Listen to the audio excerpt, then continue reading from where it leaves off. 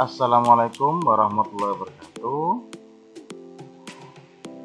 Materi kedua yaitu tentang tulisan ilmiah populer. Apa itu tulisan ilmiah populer? Pengertian. Tulisan ilmiah populer adalah tulisan tentang fakta, peristiwa, gejala, dan pendapat atau opini yang menyangkut ilmu pengetahuan tertentu, baik teknologi, ilmu sosial, maupun ilmu terapan, menurut Sudijanto. Biasanya tulisan ilmiah ini, populer ini disajikan untuk masyarakat awam. Jadi untuk bahasanya pun bahasa-bahasa populer yang sudah banyak diketahui oleh masyarakat. Secara substansi, ini bersifat ilmiah, namun penyajiannya yang dibuat agar mudah dipahami oleh masyarakat secara umum. Karena mengingat pendidikan di masyarakat itu tidak semuanya homogen atau sama. Mungkin barangkali ada yang menengah ke bawah, atau mungkin ada yang lulusan SD, ada yang lulusan S1, dan lain sebagainya. Sehingga bahasanya dibuat semudah mungkin dan mudah dipahami. Sedangkan menurut Seno Haputra, karya ilmiah populer adalah karya ilmiah yang biasanya hanya menyampaikan gagasan atau pemikiran penulis kepada masyarakat secara umum, yang boleh dibaca oleh setiap lapisan masyarakat dan berbagai status sosial. Misalnya opini di koran atau majalah dan lain sebagainya. Biasanya di majalah atau koran. Jadi masyarakat baik itu pendidikannya yang dari paling rendah sampai yang paling tinggi mudah memahami yang namanya karya tulis ilmiah populer.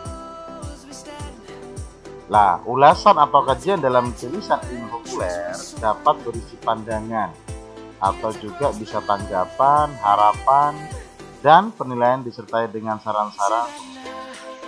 Konsep utama dalam penulisannya adalah ide yang unik dan cerdas untuk menarik minat masyarakat agar membacanya. Jadi nanti ada kata kuncinya.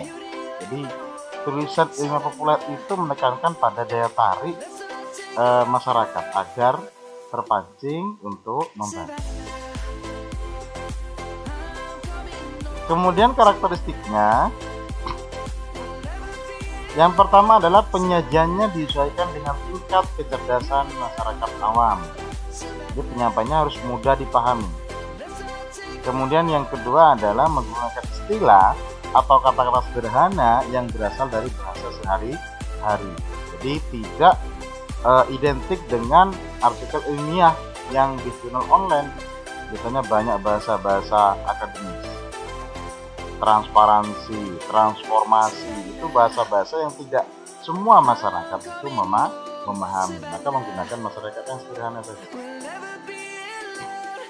Kemudian gaya bahasa tidak terlalu resmi dan bersifat personal. Jadi lebih memikirkan diksi kata yang tepat agar masyarakat itu lebih mudah menangkap penyajian informasi. Kemudian judul atau topik bersifat informatif. Artinya mudah dipahami dan cepat menimbulkan imajinasi pembaca. Jadi pembaca atau masyarakat secara umum itu sudah mengetahui istilah-istilah yang ada di dalamnya, kemudian konteksnya, kemudian datanya itu sudah bisa dibayangkan oleh masyarakat. Kemudian yang kelima, yang terakhir adalah penjelasan secara langsung bila mana perlu, penjelasan fakta, peristiwa, dan gejala di dramatisasi, jadi diceritakan, sehingga antar paragraf atau antar alinea itu bisa saling menyambung, sehingga secara tidak kerasa masyarakat itu membacanya sampai selesai. Makanya diawali dengan judul yang cukup menarik. Itu mengenai karakteristik dari tulisan ilmiah populer. Selanjutnya adalah jenis dan bentuk tulisannya. Ada 4 jenis. Yang pertama adalah deskriptif. Bentuk tulisan ini hanya menjelaskan masalah objek yang diamati atau yang melalui pikiran gagasan sehingga masalah tersebut digambarkan dengan suatu pendekatan tertentu, kemudian disampaikan kepada pembaca. Itu kalau deskriptif secara umum. Kemudian yang kedua adalah secara argumentatif. Lah, jenis atau bentuk karya ilmiah ini menjelaskan atau menguraikan suatu masalah dengan meyakinkan berbagai retorika. Jadi penulis ini menyampaikan argumentasi tajamnya, kemudian argumentasi atau alasan atau gagasan yang dia sampaikan itu kepada pembaca, argumentatif. Kemudian bentuk yang lainnya, yang ketiga, komparatif. Komparatif ini menguraikan atau menjelaskan satu dan lebih masalah atau objek, jadi membandingkan antara satu atau dua objek. Kemudian ketika perbandingan tersebut bisa ditarik beberapa fakta, entah itu kelebihan atau kekurangan.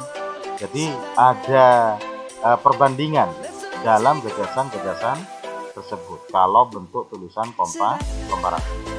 Kemudian yang terakhir, yang keempat itu adalah bentuk tulisan kritikan. Jadi bisanya ini digunakan untuk mengkritik kebijakan-kebijakan pemerintah, misalnya, atau mungkin kebijakan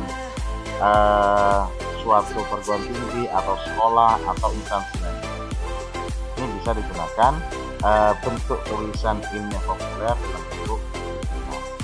Kemudian nanti juga diimbangi dengan solusi-solusi yang juga diberikan. Jadi kritikannya tidak destruktif tapi konstruktif, membangun, kritik yang membangun. Nah, itu jenis dan bentuk tulisan. Selain keempat bentuk tersebut, penulis juga bisa menggabungkan atau menggunakan bentuk lainnya, tergantung gaya dari penulis sendiri. Jadi sebenarnya boleh-boleh saja, misalnya kita memberikan atau melakukan pendekatan kolaboratif antara komparatif dengan kritikan, atau mungkin dari bentuk yang lainnya, tergantung gaya penulis.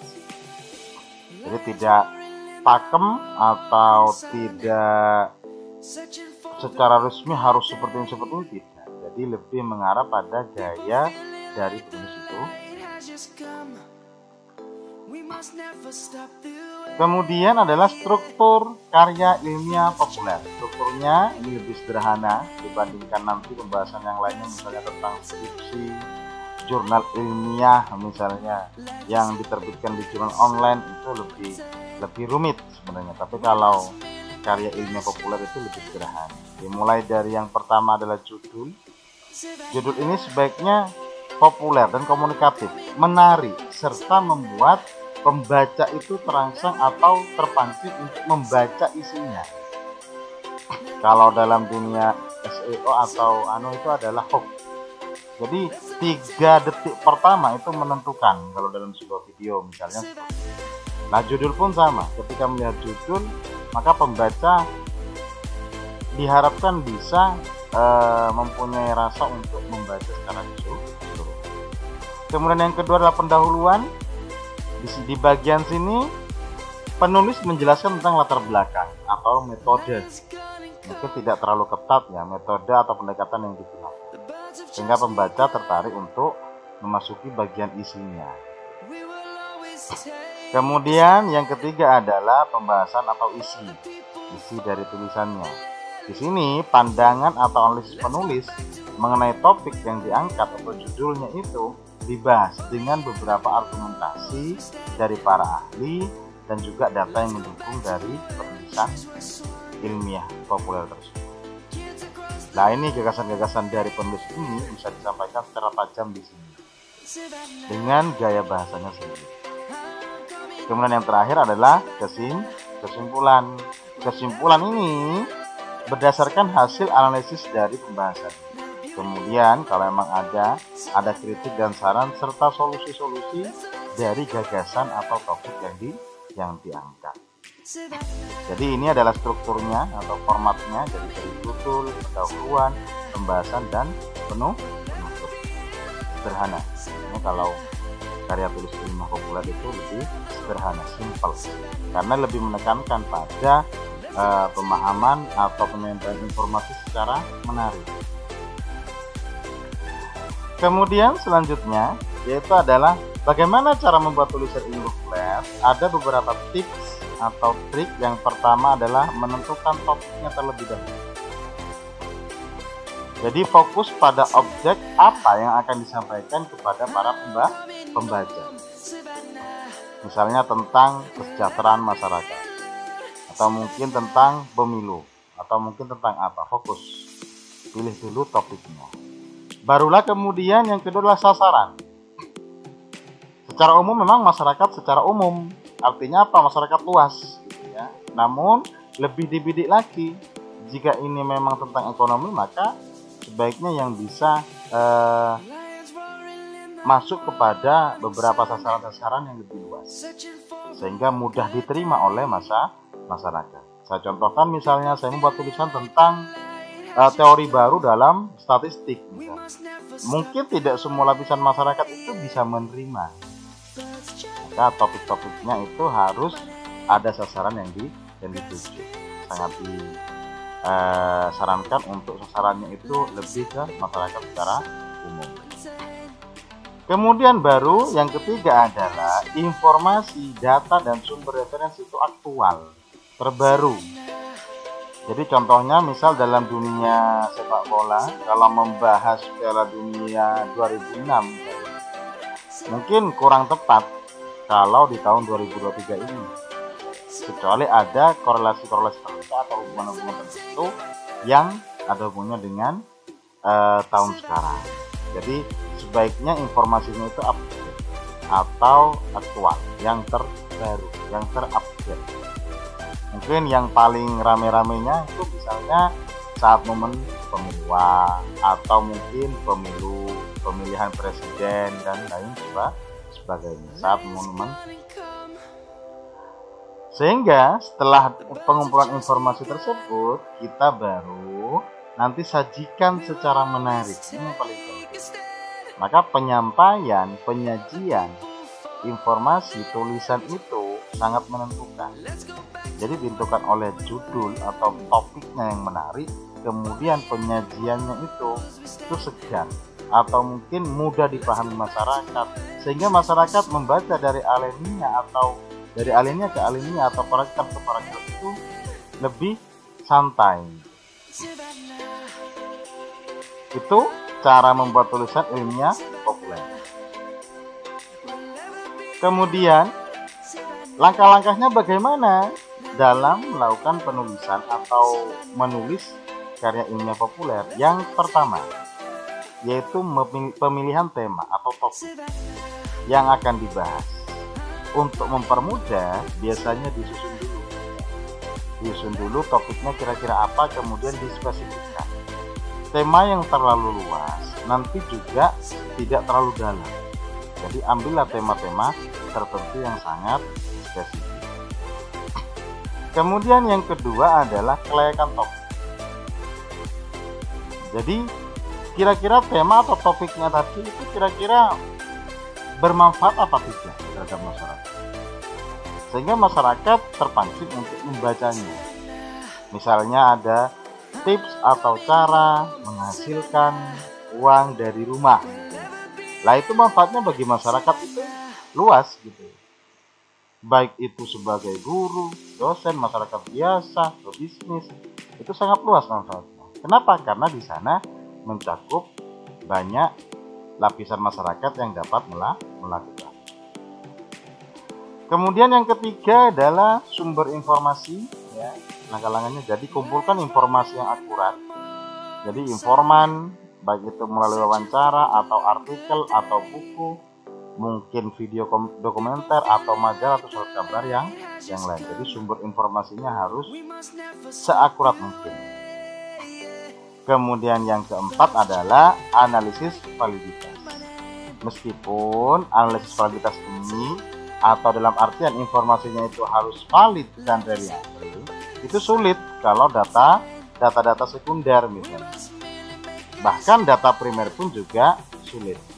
Namun setidaknya pastikan informasinya itu tidak berdasarkan isu saja, tapi ada data yang mendukung.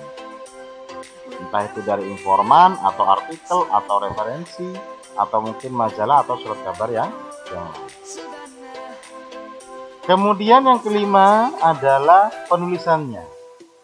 Untuk memudahkan penulisan, bisa kita buat subbab-subbab sehingga dalam paragrafnya itu lebih mudah kita menyambungkan antar pembahasan. Jadi bisa disusun bab-bab turunan dari tema atau topiknya. Kemudian yang terakhir adalah mereview kembali tulisan. Jadi bisa juga topik yang kita bahas itu atau yang kita tulis itu didiskusikan dengan teman, pakar, atau mungkin dalam forum-forum tertentu, sehingga apakah tulisan saya sudah benar-benar layak untuk diterbitkan atau dikirimkan ke surat kabar misalnya. Itulah 6 langkah penulisan ilmiah populer. Selanjutnya adalah contoh-contoh tulisan ilmiah populer. Ini sangat banyak sekali. Misalnya yang pertama ada Kompas, dan biasanya ini sudah rata-rata semuanya online. Bisa dicek di halaman resminya yaitu www.kompas.com. Kemudian ada Jateng Post, ya. Kemudian ada Blora News kalau di tingkatan lokal. Kemudian ada Jawa Post. Nah, biasanya tulisan-tulisan ini kalau zaman dulu masih banyak yang dicetak. Tapi sejak era digitalisasi, maka kemudian banyak yang sudah berbasis online. Baik itu media sekelas Kompas, Jawa Post, ya, itu sudah banyak yang online. Jadi itu nanti bisa dicek sendiri tulisan-tulisan yang ada di Kompas, Jateng Post, kemudian Blora News, Jawa Post, dan mungkin yang lainnya juga banyak sekali, apalagi media-media nasional. Nah, sehingga harapannya adalah mahasiswa dapat membuat tulisan ilmiah populer dan kemudian juga dipublikasikan. Misalnya diawali dari media-media lokal. Kalau memang sanggup juga muat di dalam media-media yang kelasnya sudah nasional. Demikian contoh-contohnya, saya kira cukup, mudah-mudahan bermanfaat. Nanti bisa berdiskusi, kemudian berdialog. Kurang lebihnya mohon maaf. Wassalamualaikum warahmatullahi wabarakatuh.